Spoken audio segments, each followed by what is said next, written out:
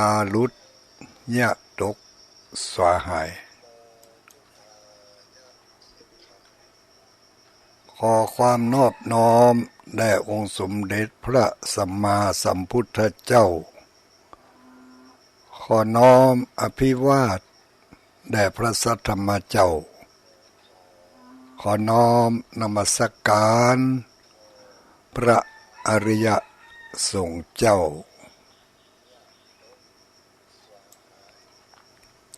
ขอถวายความเคารพ ท่านพระคุณเจ้าครูบาอาจารย์พระสงฆ์องค์สังฆเจ้าทุกรูปทุกตนทุกองค์เจริญสุขเจริญพรสวัสดีอรุณสวัสดิ์สาธุชนพุทธบริษัททั้งหลายทุกผู้ทุกคน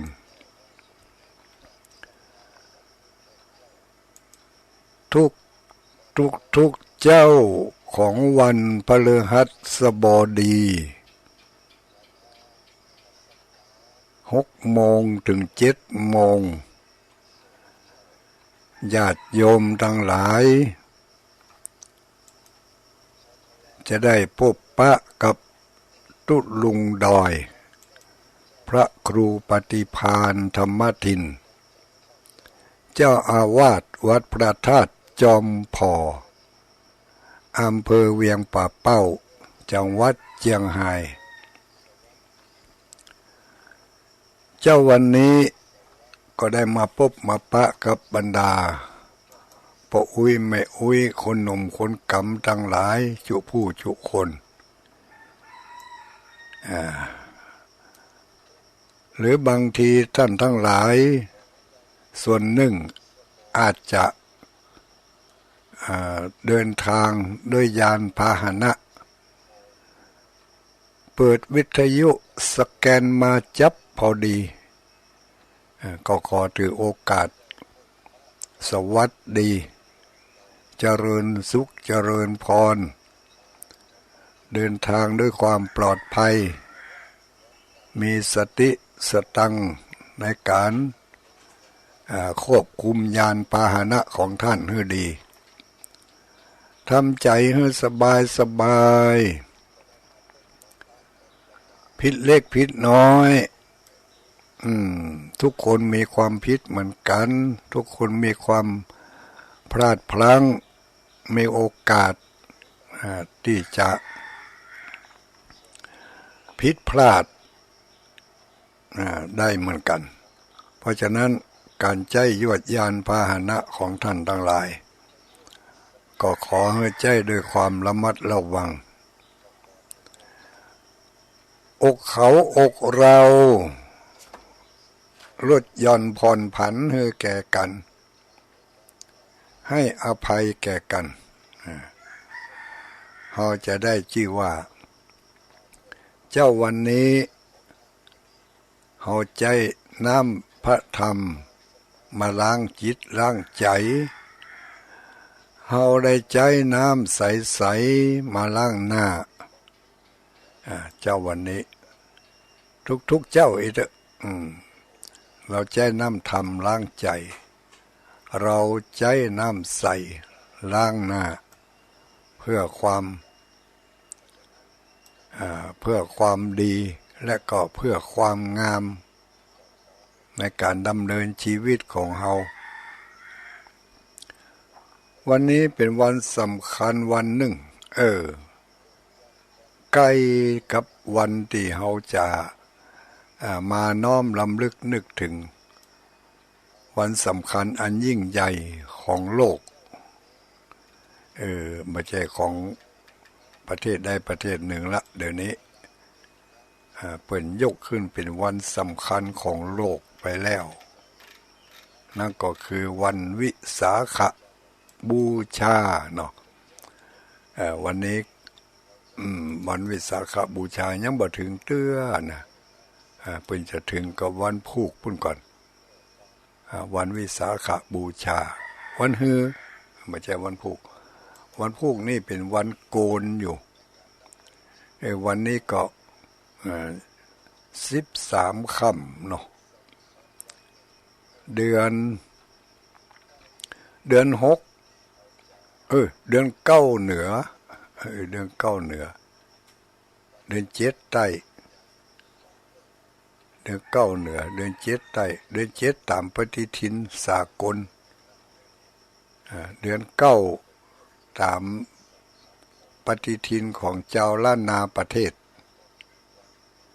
ก็จะมีใน8จังหวัดภาคเหนือเนี่ยเนาะเชียงใหม่เชียงรายลำพูนลำปางแปร่น่านแม่ฮ่องสอนอันนี้ก็ยังนับกันว่าเดือนนี้เป็นเดือน9ความจริงวันวิสาขบูชานี่เพิ่นกำหนดเป็นวันเดือน8เพ็งเดือน8เพ็งเป็นวันวิสาขบูชาเดือน9ถ้าเป็นวันมาฆบูชาเดือน9เมื่อใดเนี่ยแสดงว่าปีนั้นมีเดือน10 2เตื้ออย่างเดียวนี่ปีนี้จะมีเดือน10 2ครั้งขึ้นไปขึ้นมาก็ปีนี้ถ้าว่าตามตัวเลขแล้วเขาได้กำไรเนี่ยเนาะตามปกติทุกปีเขาจะมี12เดือนปีหนึ่งแต่ปีนี้มี13เดือนญาติโยมทั้งหลาย13เดือน13เดือน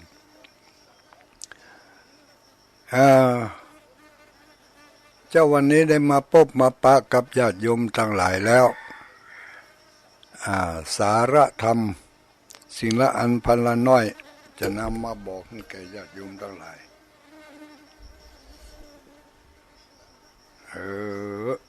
แมงนี่ก็มากวนธรรมะแมงเพิ่งมากวนนะญาติโยม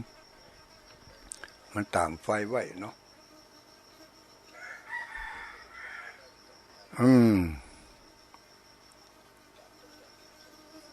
ก็วันนี้จะนำเอาเกร็ดความรู้เกี่ยวกับวันวิสาขบูชามาฝากมาฟังกัน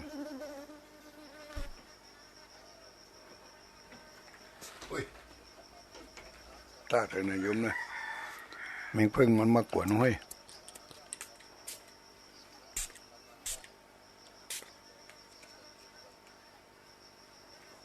เอายายุงสีกมันเซียวอย่างนี้ซบเซียวไปบุญเนาะ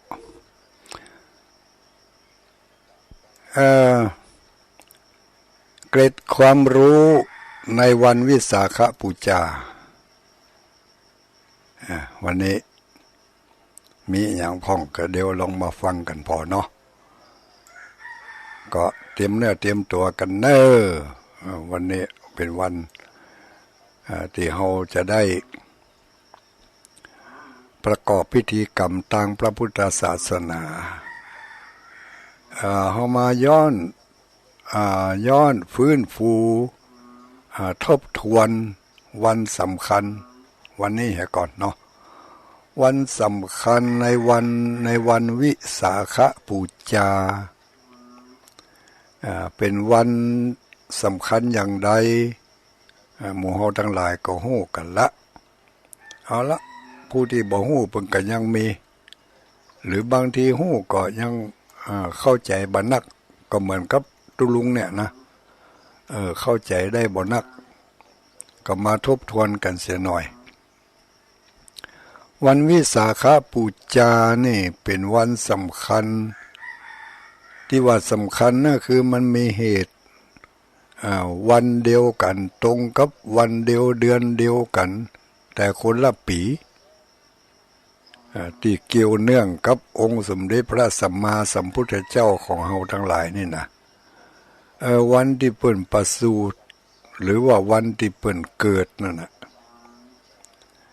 วันที่เปิ่นเกิดก็คือวันที่เจ้าชายสิทธัตถะประสูติเปิ่นเกิดที่ ที่แดนต่อแดนของเมืองสองเมืองเกิดในระหว่างกลางในระหว่างการเดินทางเเหมือนกับเหมือนกับพระเวสสันดรพระเวสสันดรนี่ก็ไปเกิดกลางตลาดกลางตัง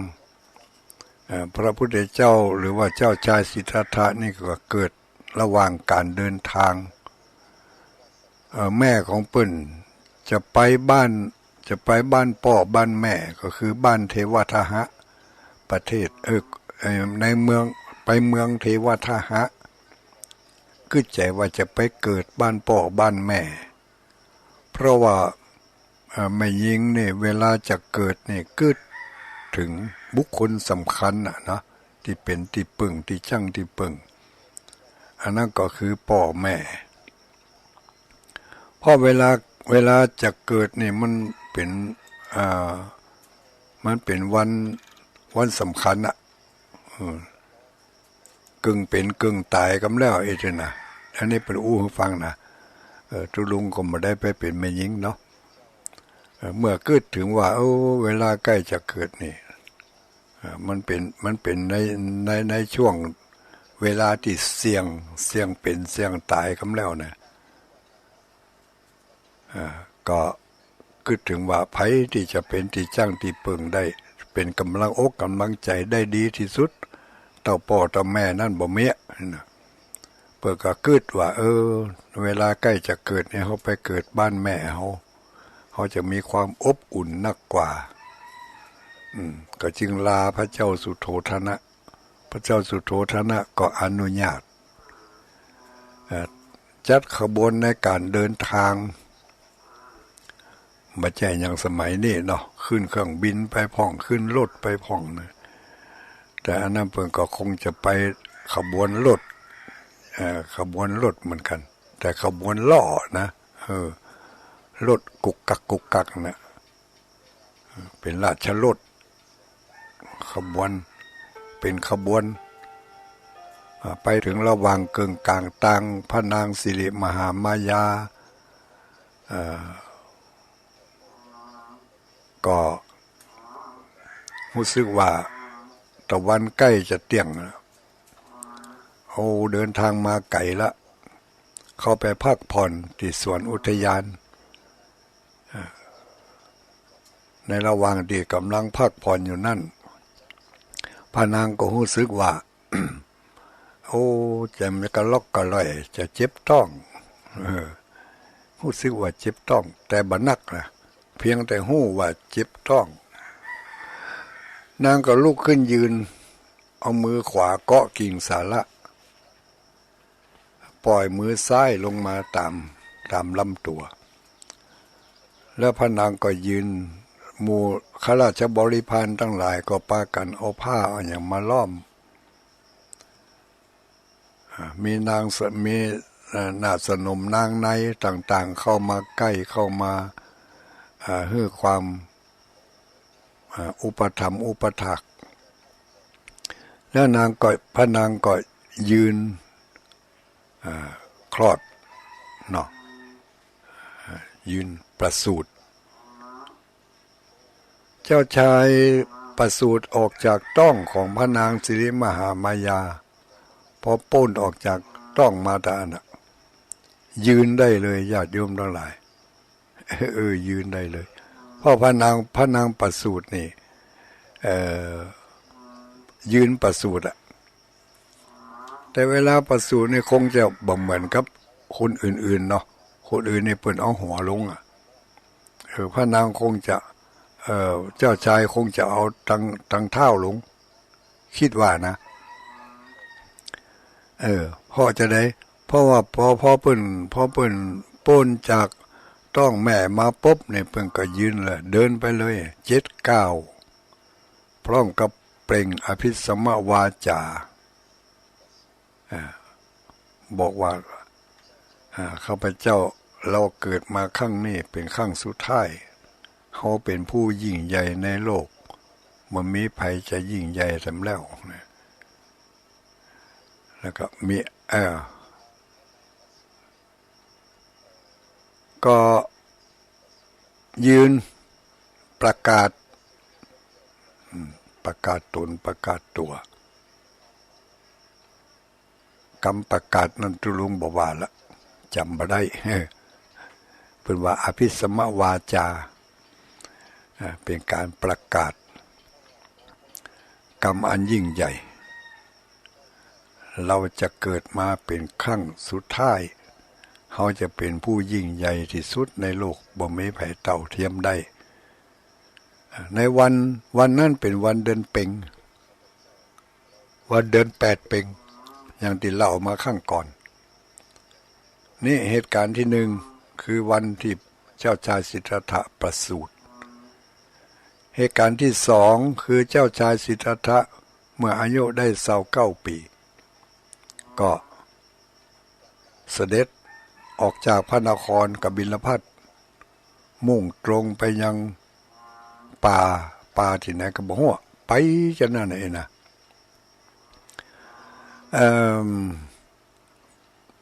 ขี่ม้าชื่อว่ากันทกะ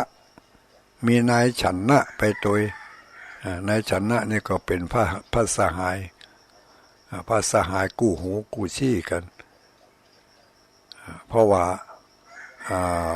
นายฉันนะนี่เกิดวันเดียวเดือนเดียวกันกับเจ้าชายสิทธัตถะนี่เพิ่นเรียกว่าสหชาติในวันเดี๋ยวจะเล่าวันสหชาติให้ฟังมี7อย่างด้วยกันสหชาติเนี่ยเกิดวันเดียวเดือนเดียวกันกับพระพุทธเจ้านี่นะกับเจ้าชายสิทธัตถะเนี่ยมีแผ่ปล่ำปะเหลือเนาะเมื่อไปถึงฝั่งแม่น้ำอโนมานาทีเจ้าชายสิทธัตถะก็สั่งให้ม้ากันทกะนี่ก็เป็นสหชาติเหมือนกันนายฉันนะเป็นสหชาติม้ากันทกะก็เป็นสหชาติแล้วพอไปถึงข้ามฝั่งแม่น้ำไปแล้วบอกให้ม้ากันทกะว่าเธอจงพานายฉันนะปิกไปบ้านแล้วฉันจะเดินทางไปทางหน้าเอาส่งกันตึกนี้เนี่ย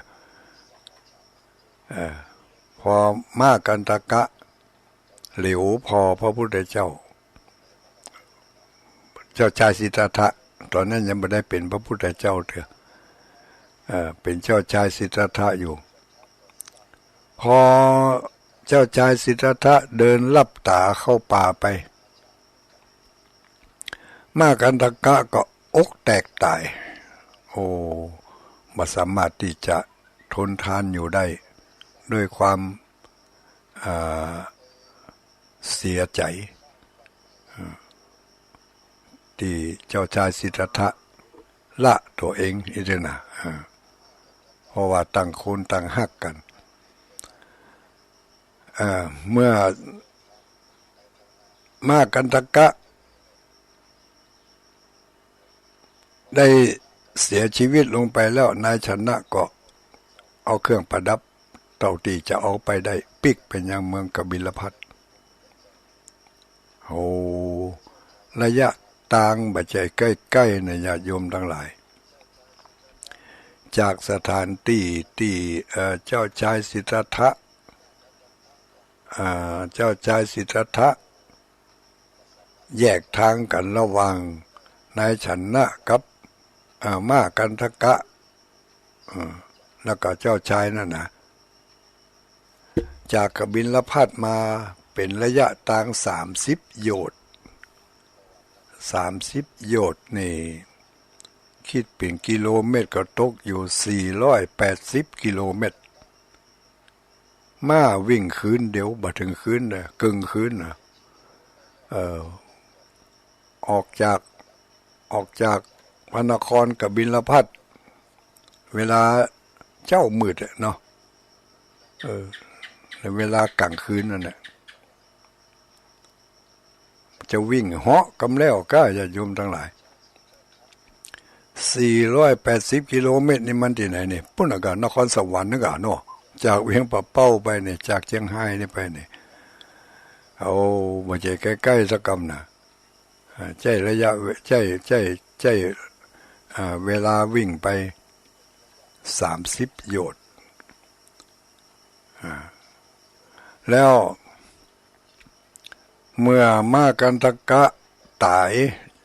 นายชนะก็ต้องเดินทางปิก480กิโลเนี่ยเข้า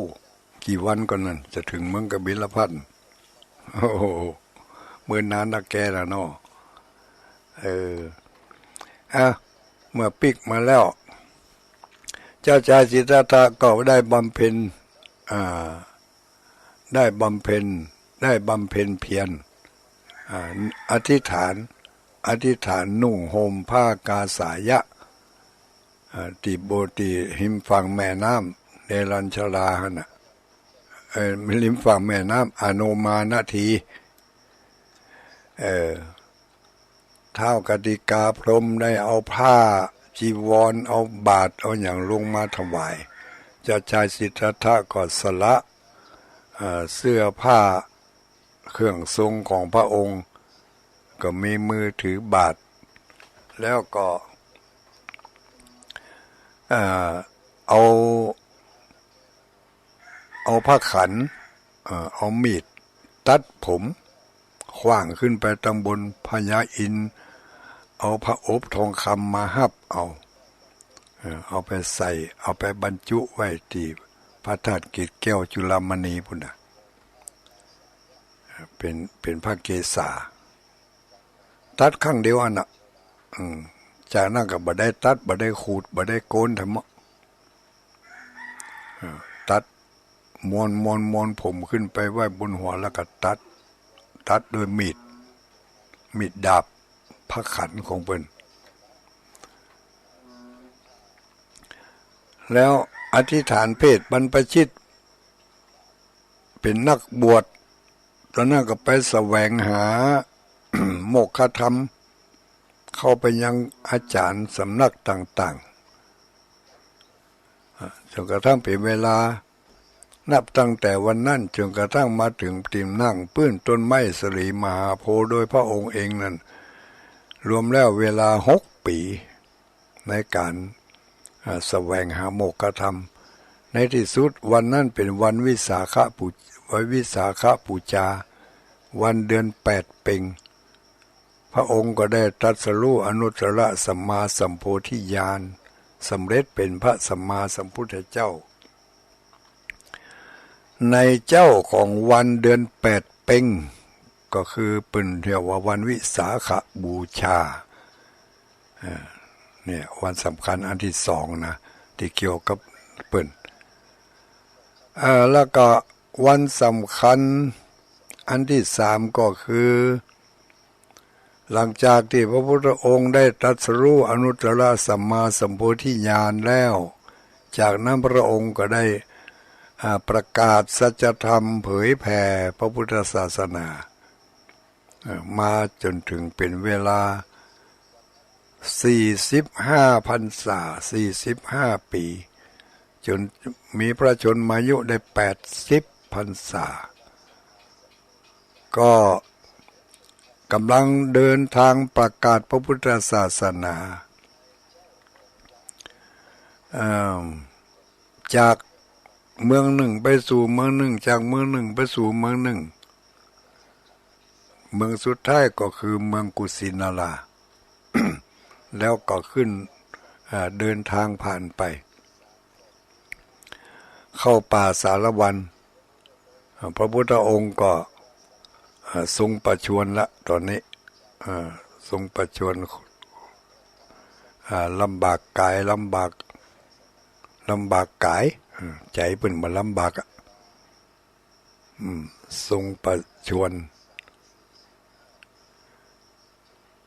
ในระหว่างการเดินทางนั้นในป่าเกิดความกระหายอยากอยากกินน้ำบอกของพระอานนท์ว่าอานนท์เขาพักที่นี่ก่อนพักที่พื้นก็ไม่ลัง เพราะก็ไม่ลังไม่หันสองต้นอยู่เป็นกู้กัน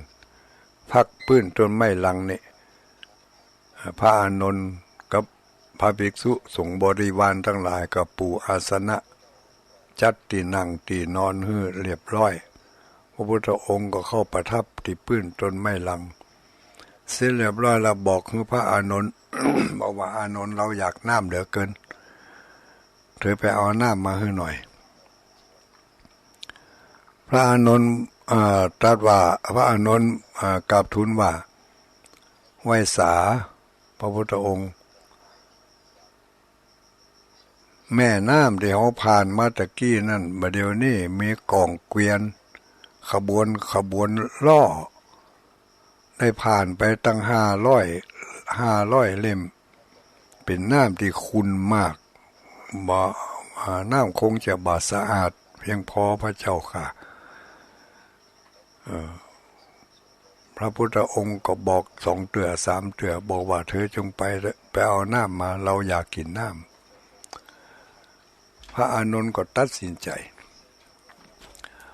เพราะพระพุทธเจ้าบอกว่าเธอไปเถอะไปเอามาเถอะมันจะขุ่นก็เอาจะใสก็เอาไอ้นะเพราะเขาอยากขนาดนักกระหายเหลือเกิน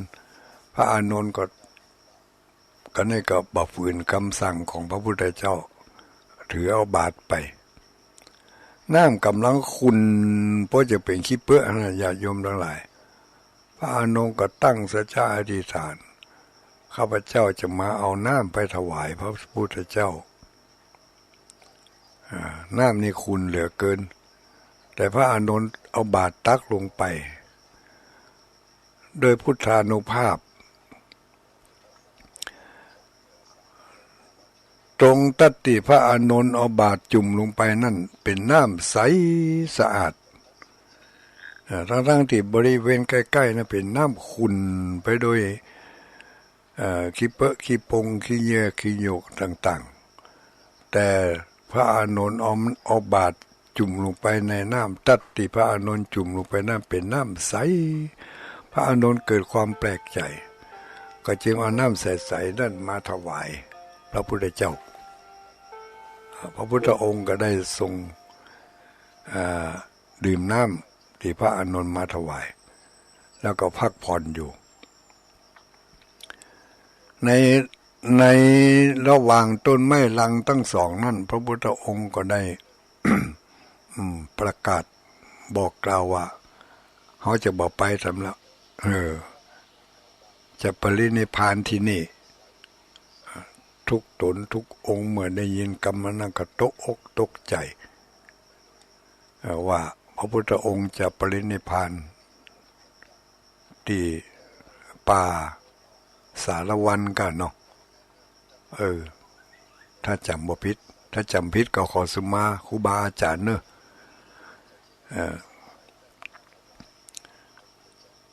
โดยประทับ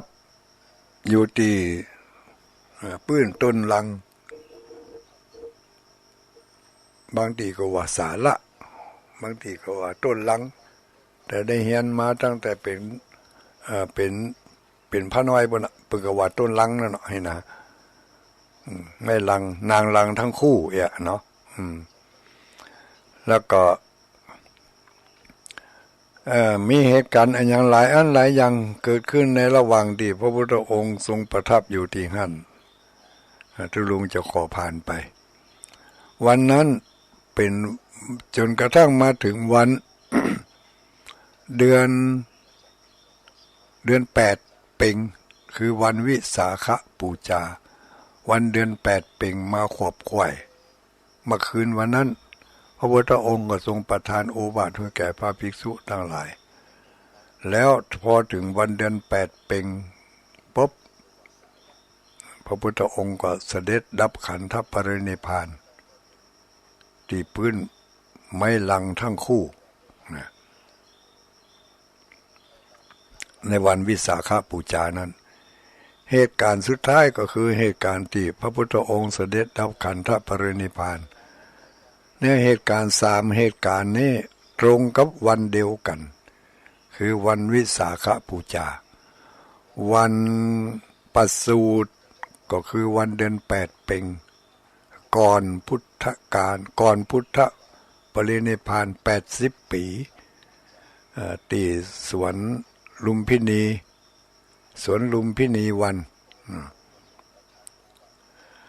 แล้วก็เหตุการณ์ที่สองก็คือพระองค์ทรงตรัสรู้ที่พื้นต้นไม้สลีมหาโพธิ์ไม้สลีมหาโพธิ์นี่ก็เป็นสหชาติเกิดวันเดียวเดือนเดียวกันกับพระพุทธเจ้า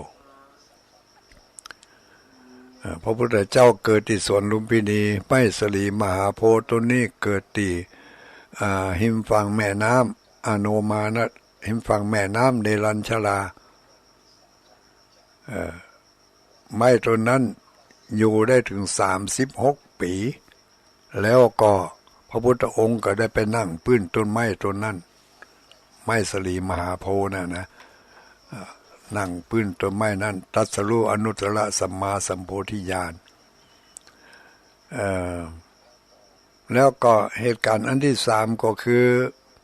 วันที่พระพุทธเจ้าเสด็จดับขันธปรินิพพานหรือว่าพระพุทธองค์ตายก็คือวันเดือน8เป็งสามเหตุการณ์นี้เกิดขึ้นในวันเดือน8เป็งเหมือนกันแต่คนละพศคนละปีเท่านั้นเองจึงเป็นวันสำคัญของโลกสหประชาชาติได้ประกาศเมื่อพศ2542ก็ประเทศลังกายื่นเสนอให้สหประชาชาติ ในที่ประชุมสหประชาชาติว่าวันนี้เป็นวันสำคัญอย่างยิ่งแทนที่จะประกาศเป็นวันหยุดก็ขอให้ประกาศเป็นวันสำคัญของโลกก็แล้วกันก็เลยตั้งสหประชาชาติก็เลยจดไว้เมื่อพิจารณาดูแล้วก็เป็นจริงอย่างนั้นเพราะเป็นต้องพิสูจน์ลูกกว่าจะประกาศออกมาได้เนี่ยต้องไปพิสูจน์ต้องไปสำรวจตรวจตาว่าแต้ก็บ่แต้สถานที่นั่นมีจริงก็ละวันที่ตรัสรู้นั่นตรัสรู้อย่างใดเนี่ยเปิ้นสำรวจตรวจตาหมดละเอียดถี่ถ้วนแล้วก็ประกาศเป็นวันสำคัญของโลกคือวันวิสาขบูชามาจนถึงทุกวันนี้ทีนี้ วันนี้จะเอาเกร็ดความรู้เกี่ยวกับสหชาติสหชาติคือสิ่งที่เกิดขึ้นพร้อมกันกับพระพุทธเจ้าเนี่ยกับเจ้าชายสิทธัตถะนี่นะมีอะไรอย่างพ่องเนาะมี7อย่างด้วยกันนะที่เกิดขึ้นพร้อมเดียวกันเกิดวันเดียวเดือนเดียวปีเดียวกันเนี่ยมี7อย่างเป็นเรียกว่าสหชาติของพระพุทธเจ้าอันที่หนึ่งก็คือพระนางพิมพาพระนางพิมพาหรือพระนางยโสธราเป็นราชบุตรีของพระเจ้าสุปพุทธะกรุงเทวทหะกรุงเทวทหะก็คือเป็นเมืองของพระนางสิริมหามายานั่นแหละนะ พระนางสิริมหามายาเป็นพระพุทธมารดาเป็นแม่ของพระพุทธเจ้าแม่ของเจ้าชายสิทธัตถะนี่พระนางยโสธราหรือว่าพระนางพิมพานี่พออายุได้16ปีพระเจ้าสุโธทนะผู้เป็นพระราชบิดาของเจ้าชายสิทธัตถะก็ไปขอเอาพระนางพิมพาหรือว่ายโสธราเนี่ยมาเป็นพระชายาหรืออัครมเหสีของเจ้าชายสิทธัตถะนะพระนางพิมพาเนี่ยนะนางพิมพาที่เป็นมารดาของราหุลน่ะเป็นพระชายาเป็นมเหสีของเจ้าชายสิทธัตถะจำไว้นะ นี่เป็นสหชาติเป็นเซลล์เดียวกันกับแล้วนะนี่นะสุมาเถอะใช้คำว่าเซลล์เดียวกันเพราะว่าเกิดวันเดียวกันนี่พระนางพิมพาเกิดที่เมืองเทวทหะเจ้าชายสิทธัตถะเกิดในระหว่างกลางเกิดในระหว่างกลางเกิดที่สวนหลวงสวนอุทยานสวนอุทยานสวนอุทยานจากพระคันของพระนางสิริมหามายาในวันอาสาฬหปูชาในวันเดือน8 เพ็ญพระนางพิมพาหนึ่งละผลสุดท้ายก็ได้มาเป็นพระชายาของพระเจ้าชายสิทธัตถะแล้วต้มมารุนมาพระนางพิมพานี่ก็ได้ออกบวชได้เมื่อลาหุนทูเป็นลูกออกบวชแล้วพระนางก็อยู่ในปราสาทง่อมเหงาเนาะก็ได้ฟังน้ำฟังธรรมของพระพุทธเจ้าผลสุดท้ายมาก็ได้ออกบวชได้สำเร็จเป็นพระอรหันต์ก้าเนาะแม่นะได้สำเร็จเป็นพระอรหันต์ชื่อในเป็นภิกษุณีนั่นชื่อเป็นว่านางพัทธกัจจนาพระพัทธกัจจานาพัทธกัจจานาอันนี้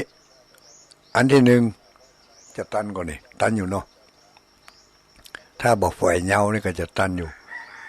7อย่างด้วยกันนะอย่างที่หนึ่งที่เป็นสหชาติเกิดวันเดียวเดือนเดียวปีเดียวกันนี่นะของเจ้าชายสิทธัตถะหรือว่าของพระพุทธเจ้าเนี่ยมีอย่างที่หนึ่งคือพระนางพิมพาหรือว่ายโสธรามารุนมาก็ได้มาเป็นพระอัครชายาพระนางพิมพาหรือยโสธรานี่เป็นลูกของพระเจ้าสุปพุทธะพระเจ้าสุปพุทธะนี่เป็นน้องของพระเจ้าสุโธทนะไม่ใช่พระเจ้าสุปพุทธะนี่ได้มอบพระนางยโสธราให้แก่เจ้าชายสิทธัตถะเป็นอัครมเหสีพอเจ้าชายสิทธัตถะเสด็จออกบวชก็ละให้พระนางยโสธรานี่เป็นไม้อยู่ในปราสาทราชวังเพียงแต่ผู้เดียวแบบผู้เดียวเนาะเป็นหญิงไม้อยู่ในพระราชวังพร้อมกับพระราหุลผู้เป็นพระราชโอรสพระเจ้าสุปพุทธะได้ยินข่าวอย่างนั้นก็มีความโกรธอย่างรุนแรงสุปพุทธะผู้เป็นป่อของพระนางยโสธรานี่นะโกรธที่หู้ว่าเจ้าชายสิทธัตถะละลูกตัวเองแล้วหนีไปบวชเนี่ยให้ลูกเป็นไม้เป็นที่ชี้ฉินนินทาของพี่น้องเจ้าบ้านอีกเพราะว่าถ้าหญิงได้เป็นไม้ในสมัยนั้นนี่เป็นที่ตำหนิที่เตียนเป็นที่ดุหมิ่นดูแคลนพระเจ้าสุปพุทธะโกรธอย่างแรงผูกอาฆาตไว้เลยผูกอาฆาตไว้ผลสุดท้าย พระเจ้าสุปพุทธะนี่ถูกแผ่นดินสรุปตายตีคันไดปราสาทของตัวเองฮะท่านทั้งหลายคงจะได้ยินตัวเจ้าเป็นเล่าให้ฟังแล้วเนาะผ่าน1 เรื่องผ่าน1 เหตุการณ์คือพระนางพิมพาหรือยโสธรานี่เกิดวันเดียวเดือนเดียวกันกับพระพุทธเจ้ากับเจ้าชายสิทธัตถะอีกอันหนึ่ง อีกเรื่องหนึ่งก็คือพระอานนท์พระอานนท์นี่ก็เป็นสหชาติของพระพุทธเจ้านะของเจ้าชายสิทธัตถะเหมือนกันนะเพราะว่าพระอานนท์นี่เป็นเจ้าชายในเมืองสากยวงศ์ก็คือ วงของพระพุทธเจ้าน่ะเป็นโอรสของพระเจ้าสุโกธนะพระเจ้าสุโกธนะนี่เป็นน้องของพระเจ้าสุโธทนะน้องของพระเจ้าสุโธทนะพระเจ้าสุโกธนะเป็นน้องของพระเจ้าสุโธทนะพระเจ้าสุโธทนะเป็นพระราชบิดาของเจ้าชายสิทธัตถะเพราะฉะนั้นพระอานนท์กับเจ้าชายสิทธัตถะจึงเป็นลูกพี่ลูกน้องกันลูกผู้พี่ลูกผู้น้องเมื่อรุ่นมาพระอานนท์เนี่ยก็ได้ไปบวชในพระพุทธศาสนาในสำนักของพระสัมมาสัมพุทธเจ้าพร้อมกับเจ้าชายแถมแห่มห้าองค์แล้วก็นายช่างตัดผมแถมคนเมื่อบวชไปแล้วได้20 กว่าปีพระพุทธองค์ก็ได้คัดเลือกผู้ที่จะเป็นพุทธอุปถากพระพุทธเจ้าได้ตรัสรู้เป็นเวลา25 ปีนะญาติโยมทั้งหลายกว่าจะมีทุกเจ้าที่มาอุปถากนี่นะไม่ใช่ย่อยๆสักคำนี่ก่อน25 ปีนั้นพระพุทธองค์อยู่อย่างโดดเดี่ยวนะบางเตือก็มีทุกเจ้ามาปฏิบัติปัดปูบางเตือก็บ่มีไผมาพอคอยดูแลเนี่ยอยู่อย่างโดดเดี่ยวจนกระทั่งผ่านไป25 ปีพระอานนท์เนี่ยรับอาสาเป็นพุทธอุปถากคอยดูแลรับใช้อย่างใกล้ชิดผลสุดท้ายก็ได้รับการยกย่องจากพระสัมมาสัมพุทธเจ้าว่าเป็นผู้ที่อุปถากอย่างดีเลิศเพราะว่าพระอานนท์ท่านตั้งปณิธานตั้งอธิษฐานไว้หลายภพหลายชาติแล้วว่าขอได้ไปเป็นพระพุทธอุปถากพระพุทธเจ้าพระองค์ใดพระองค์หนึ่งพระอานนท์ได้รับการยกย่องเป็นเอตทัคคะในหลายๆด้าน5-6 ด้านด้วยกันอาจจะบรรณมากล่าวที่นี้ท่านบรรลุเป็นพระอรหันต์สัมมาสัมพุทธเจ้าหลังจากที่พระพุทธเจ้าปรินิพพานไปแล้วได้3 เดือนพระพุทธเจ้าปรินิพพานได้3 เดือนพระอานนท์ก็ได้สำเร็จเป็นพระอรหันต์ในวันที่เพิ่นจะทำสังฆายนาในวันที่เพิ่นจะทำสังฆายนาเพิ่นจะทำสังฆายนากันวันผูกมาง่ายเนาะเริ่มต้นตั้งแต่มาง่ายไปพอมาคืนนี้พระอานนท์ได้สำเร็จเป็นพระอรหันต์พอดีก็เป็นหนึ่งในจำนวน500 รูปที่เพิ่นได้ทำสังฆายนากันหลังจากที่พระพุทธองค์ปรินิพพานไปแล้ว3 เดือนพระอานนท์นี่มีพระชนอายุได้120 ปีจึงปรินิพพานพระอานนท์ปรินิพพานบ่เหมือนกับพระเจ้าตนอื่นเพราะว่าพระอานนท์ปรินิพพานบนอากาศเหาะขึ้นไปบนอากาศพุ่นญาติโยมทั้งหลายแล้วก็ตั้งสัจจะเข้าเตโชกสินอธิษฐานให้ร่างกายถูกไฟกสิณไหม้กระดูกของพระอานนท์แยกออกเป็น2 ส่วนหนึ่งตกฝั่งแม่น้ำโรฮินีทางซ้ายอีกส่วนหนึ่งตกฝั่งแม่น้ำโรฮินีทางขวาเพราะว่าแม่น้ำโรฮินีเป็นแม่น้ำที่กั้นแดนระหว่างเมืองกบิลพัสและก็เมืองเทวทหะฝ่ายของพระเจ้าโกริยะแล้วก็อะไรอย่างก็เส้นกั้นแดนระหว่างพระญาติของทั้ง2 ฝ่ายคือสากยะและโกริยะนี่นะแม่น้ำโรฮินีเป็นแดนต่อแดนเป็นเขตแดนเหตุการณ์ที่2อันที่2ก็คือพระอานนท์เป็นพระสหายเกิดวันเดียวเดือนเดียวปีเดียวกันคือวันขึ้น15 ค่ำ อันที่สามก็คือนายฉันนะนายฉันนะนี่เขาได้ยินชื่อเนาะนายฉันนะหรือว่าเป็นอมาตย์ฉันนะอมาตย์คนสนิทเป็นสารถีที่นำเอาเจ้าชายสิทธัตถะออกจากวังไปบรรพชาหรือว่าไปบวชในวันเดือนใดหมู่เนอะแต่ไม่ใช่วันวิสาขะสหชาติอันที่สามก็คือนายฉันนะเกิดวันเดียวเดือนเดียวปีเดียวกันนายฉันนะที่เป็นสารถีเอาม้ากันทกะไปนั่นนะอันนี้อันที่สามละนายฉันนะเป็นสหชาติอันที่สี่ก็คือการุทายีอมาตย์การุทายีอมาตย์เป็นอมาตย์คนสนิทเป็นพระสหายอยู่ในพระราชวังเดียวกัน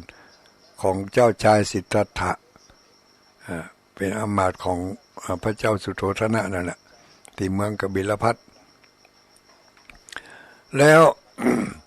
การุทายีอมาตย์มีบทบาทสำคัญตอนสุดท้ายนี่ก็คือได้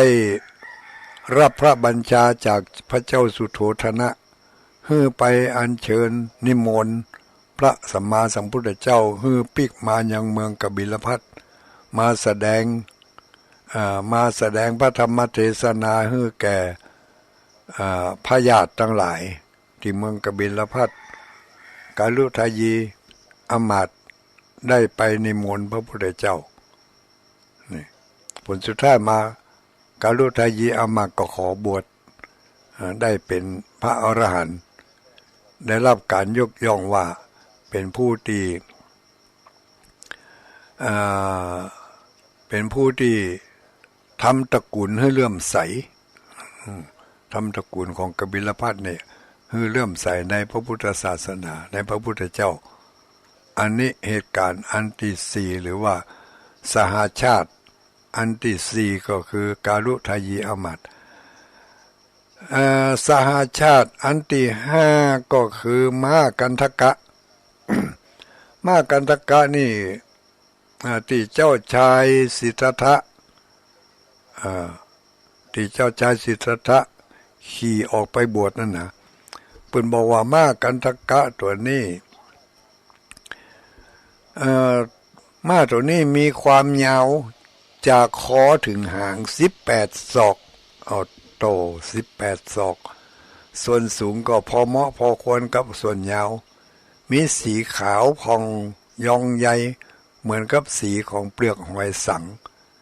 ที่ขาวสะอาดในราตรีนั้นเจ้าชายสิทธัตถะกับนายฉันนะขึ้นขี่เจ้าชายสิทธัตถะขึ้นขี่หลังม้ากันทกะนี่เป็นม้ากู้บารมีของเจ้าชายสิทธัตถะนี่นะน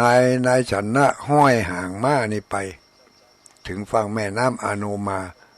ใช้เวลาเที่ยงคืนออกจากบ้านเที่ยงคืนเดินทาง30 โยชน์อย่างที่ว่าตะเกีย480 กิโลเมตรเนี่ยกระโดดข้ามแม่น้ำอาโนมานาทีครั้งเดียว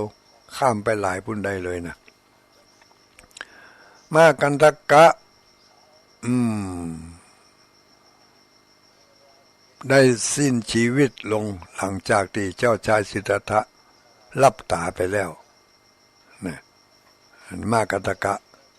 เป็นม้าคู่บารมีเกิดวันเดียวเดือนเดียวกันครับเจ้าชายสิทธัตถะคือวันวิสาขบูชานั้นอีกอันหนึ่งที่เป็น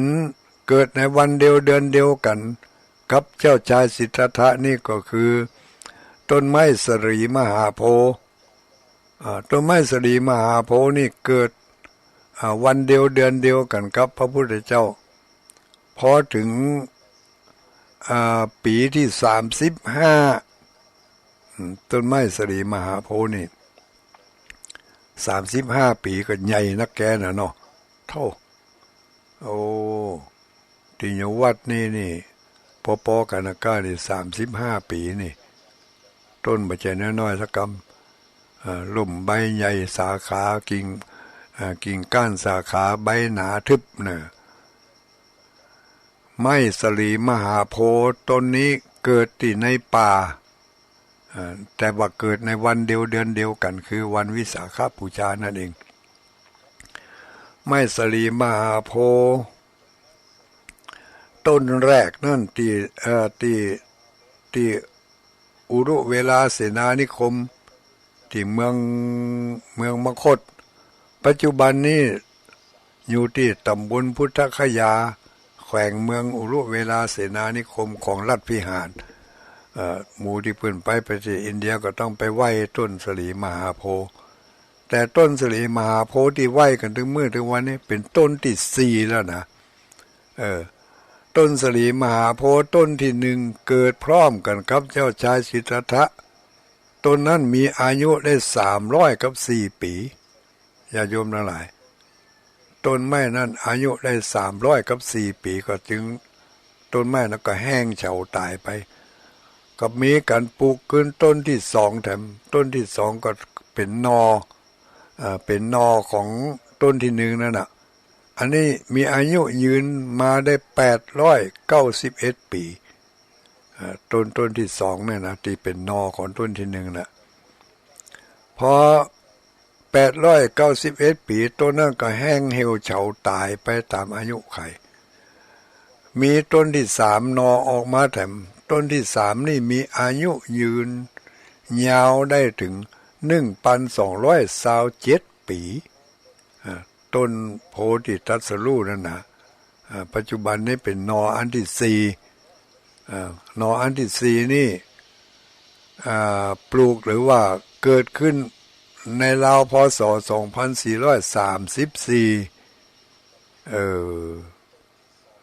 กำลังเกิดนอขึ้นมานั่นนะ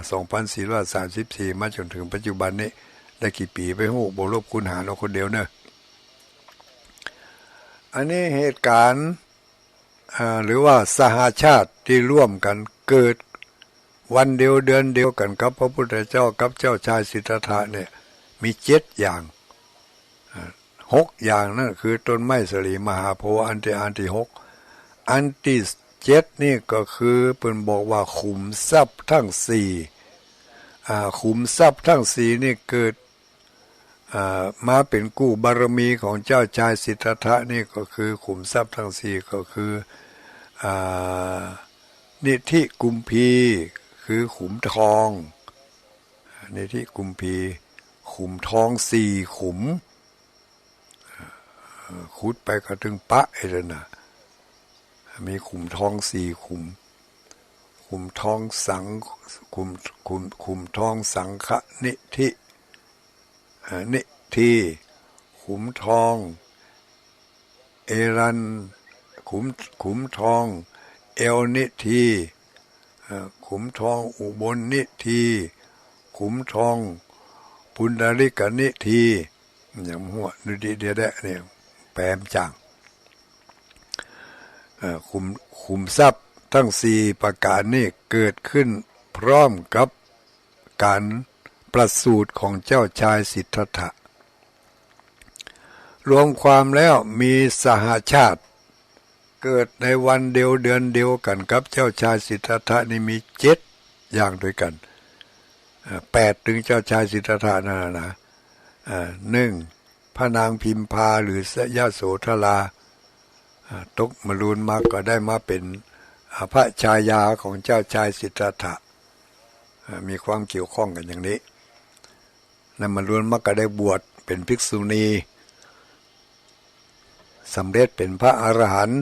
ชื่อว่าพัทธกัจจานาเป็นพัทธกัจจานาภิกษุณีแล้วสหชาติอันที่2ก็คือพระอานนท์นี่เป็นลูกผู้น้องของเจ้าชายสิทธัตถะก็คือลูกของเพิ่นลูกของหน้าเพิ่นเนาะลูกของหน้าลูกของน้องพระเจ้าลูกของน้องป่อได้ก็เป็นหน้ากันเนาะพ ลสุดท้ายมาก็ได้มาร่วมเป็นสหชาติร่วมกันก็คือได้มาเป็นพุทธอุปถากของพระพุทธเจ้ามีพระชนมายุ120 ปีก่อนที่จะปรินิพพานนี่มาคิดถึงวงศาคณาญาติเขาจะลู่กระดูกกันอีกอะเนาะดีบดีจะลู่กระดูกกันยังกับที่มาลู่แย่งกระดูกของพระสัมมาสัมพุทธเจ้าอะแย่งพระธาตุกันนะเมื่อคำนวณได้อย่างก็เลยประกาศวันปรินิพพานบอกว่าเราจะปรินิพพานแล้วนะในวันนั้นวันนี้เราจะปรินิพพานที่บนอากาศเนอะพระอานนท์ก็เหาะขึ้นไปบนอากาศบนฝั่งแม่น้ำโรฮินีกระดูกแยกออกเป็น2 ส่วนหนึ่งไปตกที่เมืองโกริยะส่วนหนึ่งไปตกที่เมืองสากยะโกริยะสากยะแบ่งกันเนอะมาต้องได้ไปรู้กันธรรมะนี่อายุ120 ปีมีอายุเท่ากันกับพระพุทธเจ้า80 ปีพระพุทธเจ้าได้80 ปีญาติโยมทั้งหลายช่วงระยะจาก80 ปีมาจนถึง120 ปีนี่ก็เป็นเวลาหลายปีอยู่นะเนาะพระอานนท์พุทธอุปถากก็จะต้องประกาศพระพุทธศาสนาไปที่ไหนเจ้าบ้านเจ้าจองที่เปิ่นหันพระอานนท์ก็เหมือนกับหันพระพุทธเจ้าเนาะ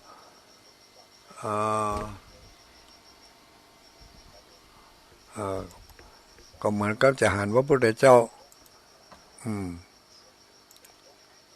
ประกาศพระพุทธศาสนา120-80เหลือแต่หือก็คือนั่นช่วงหลังจากที่พระพุทธเจ้าปรินิพพานไปแล้ว40 กว่าปีกันเนาะพระอานนท์ก็ประกาศพุทธศาสนาอย่างโดดเดี่ยวมาอันที่3ที่เป็นสหชาติกันเกิดพร้อมเดียววันเดียวเดือนเดียวปีเดียวกันก็คือนายฉันนะอามาตย์ที่เป็นสารถี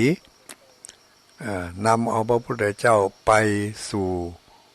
ยังป่าไปสู่ป่าอันที่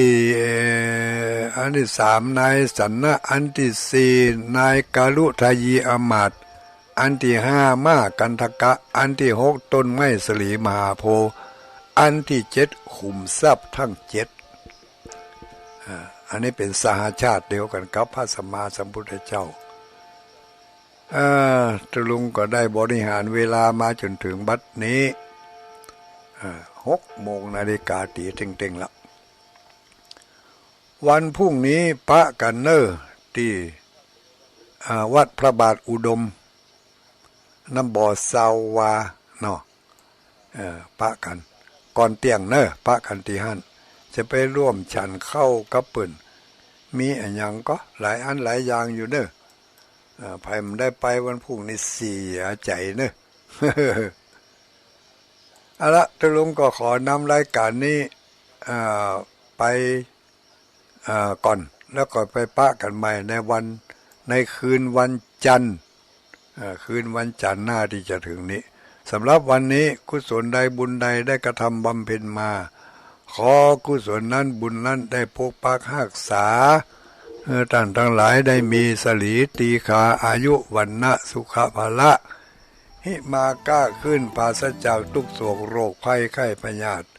ความมุ่งมา่ปรารถนาไม่ด้วยประการใดขอความปรารถนานั้น